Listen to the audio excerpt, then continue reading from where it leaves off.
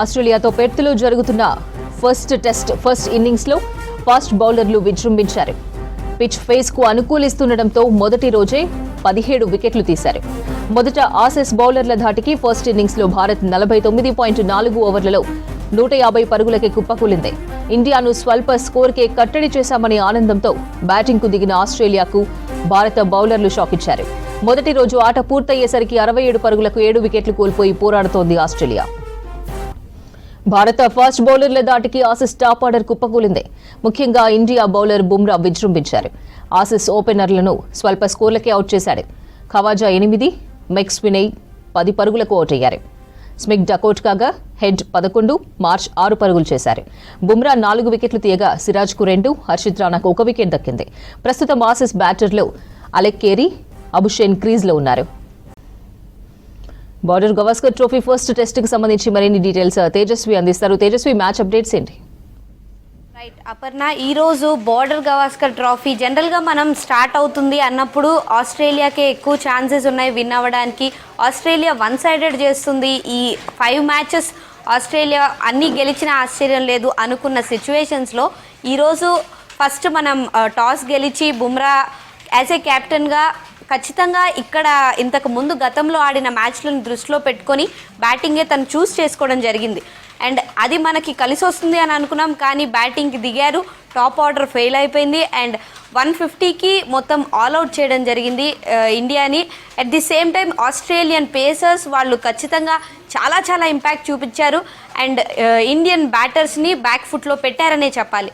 అలాంటి సిచ్యువేషన్లో మన బౌలర్స్ ఎవరైతే ఇండియన్ బౌలర్స్ మెయిన్గా మన కెప్టెన్ బుమ్రా గురించి తనకు ఒక పక్క కెప్టెన్సీ ప్రెషర్ ఉంది అండ్ ఒక పక్క తనే మెయిన్ బౌలర్, తనే ఫామ్లో ఉన్న బౌలర్ అండ్ వరల్డ్లోనే తనే టాప్ మోస్ట్ బౌలర్ ప్రస్తుతానికి చెప్పుకోవాలంటే. అలాంటి ప్రెషర్ కండిషన్లో కూడా ప్రెషర్ని చాలా ఈజ్ అవుట్ చేస్తూ తన ఇంపాక్ట్ ఏంటో చూపించాడు.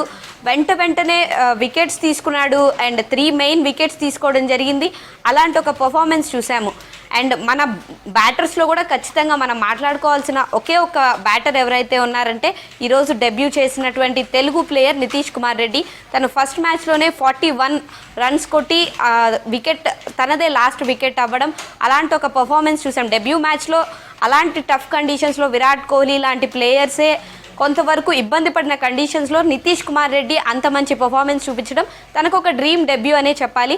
అండ్ ఇంకొకటి కేఎల్ రాహుల్ వికెట్ ఏదైతే పడిందో దాని మీద కొంతవరకు సోషల్ మీడియాలో కాంట్రవర్సీ నడుస్తుంది.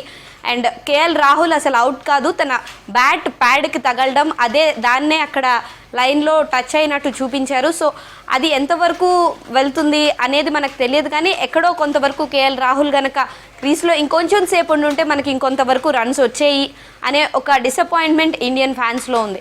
అండ్ ఇటు ఆస్ట్రేలియన్ ఫ్యాన్స్ గురించి ఆస్ట్రేలియన్ టీం గురించి మాట్లాడితే అందరూ కొలాప్స్ అయిపోవడం, వాళ్ళకి మనకంటే ఒక రకంగా చెప్పాలంటే సీనియర్ బ్యాటర్స్ ఉన్నారు టీం మొత్తం. ఈవెన్ ట్రావిస్ హెడ్ లాంటి వాళ్ళు, ఉస్మాన్ ఖవాజా లాంటి వాళ్ళు చాలా ఎక్స్పీరియన్స్ ఉంది. స్టీవ్ స్మిత్ లాంటి వాళ్ళు, వీళ్ళు ఎవ్వరూ పెద్దగా స్కోర్ చేయలేకపోయారు. అండ్ స్టీవ్ స్మిత్ని కానీ మనం బుమ్రా అవుట్ చేసిన విధానం చూస్తే మనకి ఇంత మంచి బౌలర్స్ ఉన్నారా అని అనిపించే సిచ్యువేషన్లో ఉన్నారు ఈరోజు మన బౌలర్స్ మెయిన్గా. అండ్ యాజ్ యూజువల్ పెర్త్ని గురించి మాట్లాడుకుంటే బౌలర్స్ హెవెన్ అంటారు, బౌలర్స్ ప్యారడైజ్ అంటారు.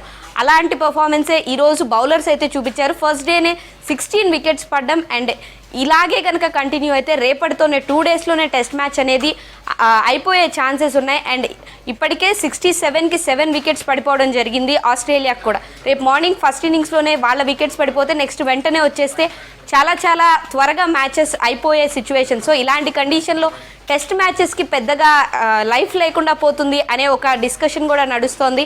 ఏదేమైనా రేపు ఇంకొంతవరకు ఎంటర్టైనింగ్గా ఉండే ఛాన్స్ ఉంది.